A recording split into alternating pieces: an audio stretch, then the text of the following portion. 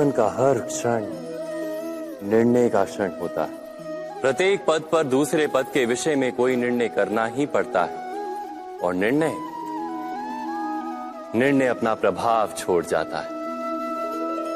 आज किए गए निर्णय भविष्य में सुख अथवा दुख निर्मित करते हैं, ना केवल अपने लिए, अपने परिवार के लिए भी, आने वाली पीढ़ियों के लिए भी। जब कोई दुविधा सामने आती है तो मन व्याकुल हो जाता है, अनिश्चय से भर जाता है। निर्णय का वो क्षण युद्ध बन जाता है और मन बन जाता है युद्ध भूमि। अधिकतर निर्णय हम दुविधा का उपाय करने के लिए नहीं, केवल मन को शांत करने के लिए लेते हैं। पर क्या कोई दौड़ते हुए भोजन कर सकता है? नहीं। तो क्या युद्ध से जूझता हुआ मन कोई योग्य निर्णय ले पाएगा?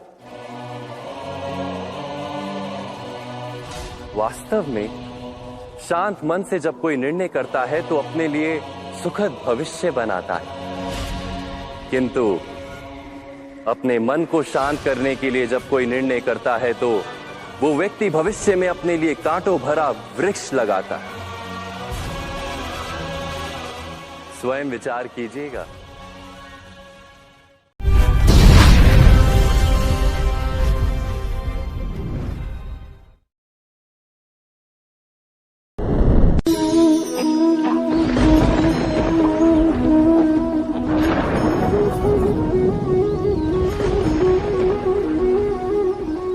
सपनों और पूर्वाभासों के आधार पर हम भविष्य के सुख दुख की कल्पना करते हैं। भविष्य के दुख का कारण दूर करने के लिए हम आज योजना बनाते हैं,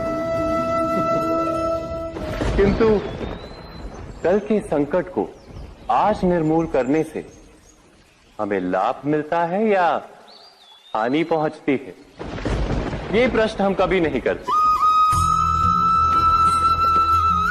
सत्य तो ये है कि संकट और उसका निवारण साथ जन से, व्यक्ति के लिए भी और सृष्टि के लिए भी।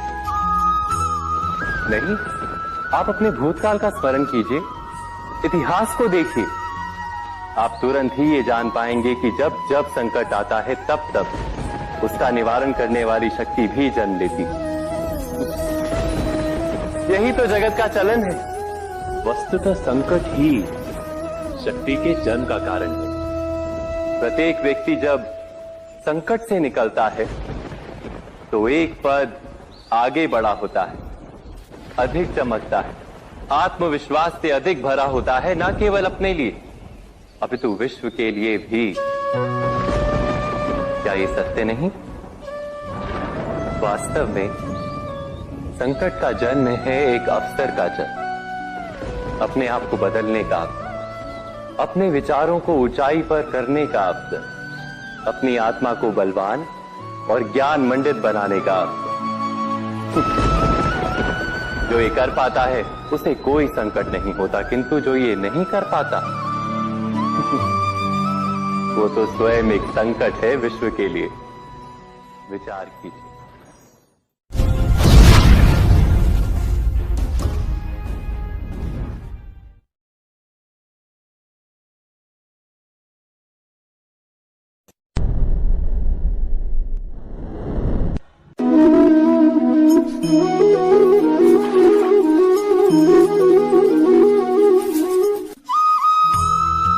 जीवन में आने वाले संघर्षों के लिए जब मनुष्य स्वयं को योग्य नहीं मानता, जब उसे अपने ही बल पर विश्वास नहीं रहता, तब वो सद्गुणों को त्याग कर दुर्गुणों को अपनाता है।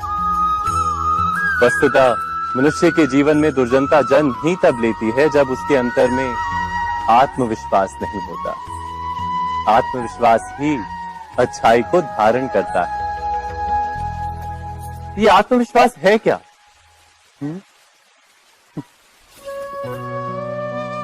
जब मनुष्य ये मानता है कि जीवन का संघर्ष उसे दुर्बल बनाता है, तो उसे अपने ऊपर विश्वास नहीं रहता। वो संघर्ष के पार जाने के बदले संघर्ष से छूटने के उपाय ढूंढने लगता है। किंतु जब वो ये समझता है कि ये संघर्ष उसे अधिक शक्तिशाली बनाते, ठीक जैसे व्यायाम करने से देह की शक्ति बढ़ती, तो प्रत्येक संघर्ष के साथ उसका उत्साह बढ़ता है। अर्थात आत्मविश्वास और कुछ भी नहीं, मन की स्थिति, जीवन को देखने का दृष्टिकोण मात्र है। और जीवन का दृष्टिकोण तो मनुष्य के अपने वश में होता है। स्वयं विचार कीजिए।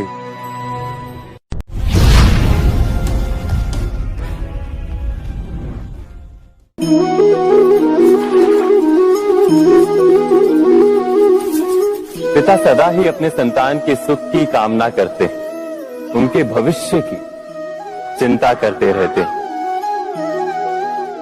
इसी कारणवश सदा ही अपने संतानों के भविष्य का मार्ग स्वयं निश्चित करने का प्रयत्न करते रहते।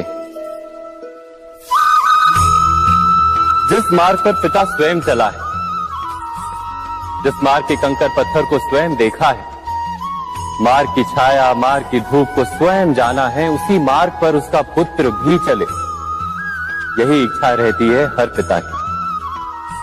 निस्संदेह उत्तम भावना है ये, किंतु 3 प्रश्नों के ऊपर विचार करना हम भूल ही जाते हैं। कौन से प्रश्न? प्रथम प्रश्न, क्या समय के साथ प्रत्येक मार्ग बदल नहीं जाते? क्या समय सदा ही नई चुनौतियों को लेकर नहीं आता?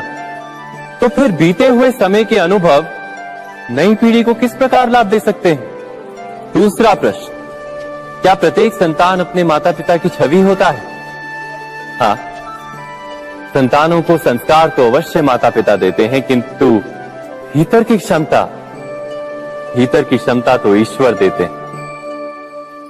तो जिस मार्ग पर पिता को सफलता मिली है, विश्वास है कि उसी मार्ग पर उसकी संतानों को भी सफलता और सुख प्राप्त होगा। तीसरा प्रश्न, क्या जीवन के संघर्ष और चुनौतियां लाभकारी नहीं होती? क्या प्रत्येक नया प्रश्न एक नए उत्तर का द्वार नहीं खोलता?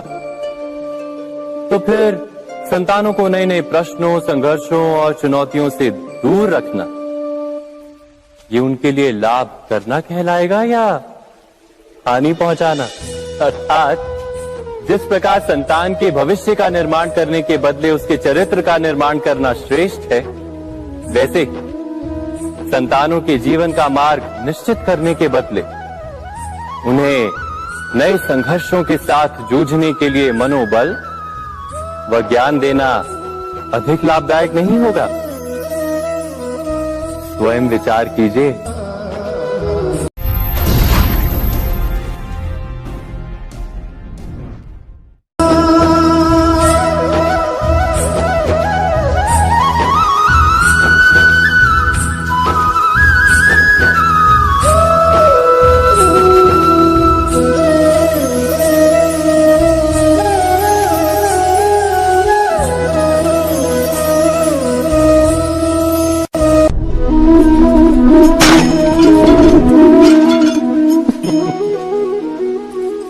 कभी कभी कोई घटना मनुष्य के जीवन की सारी योजनाओं को तोड़ देती और मनुष्य उस आघात को अपने जीवन का केंद्र मान लेता। पर क्या भविष्य मनुष्य की योजनाओं के आधार पर निर्मित होते हैं? नहीं। जिस प्रकार किसी ऊंचे पर्वत पर सर्वप्रथम चढ़ने वाला उस पर्वत की तलाई में बैठकर जो योजना बनाता है, क्या वही योजना उसे उस पर्वत की चोटी तक पहुंचाती है? नहीं, वास्तव में वो जैसे जैसे ऊपर चढ़ता है वैसे वैसे उसे नई नई चुनौतियां, नई नई विडंबनाएं, नए नए अवरोध मिलते हैं। प्रत्येक पद पर वो अपने अगले पद का निर्णय करता है। प्रत्येक पद पर उसे अपनी योजनाओं को बदलना पड़ता है। कहीं पुरानी योजना उसे खाई में ना ढकेल दे।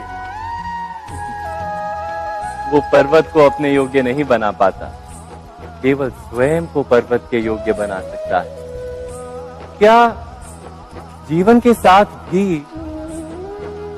ऐसा ही नहीं? जब मनुष्य जीवन में किसी एक चुनौती को, एक अवरोध को अपने जीवन का केंद्र मान लेता है, अपने जीवन की गति को ही रोक देता है तो वो अपने जीवन में सफल नहीं बन पाता और ना ही सुख और शांति प्राप्त कर पाता। अर्थात जीवन को अपने योग्य बनाने के बदले स्वयं अपने को जीवन के योग्य बनाना ही सफलता और सुख का एकमात्र मार्ग नहीं। स्वयं विचार कीजिए।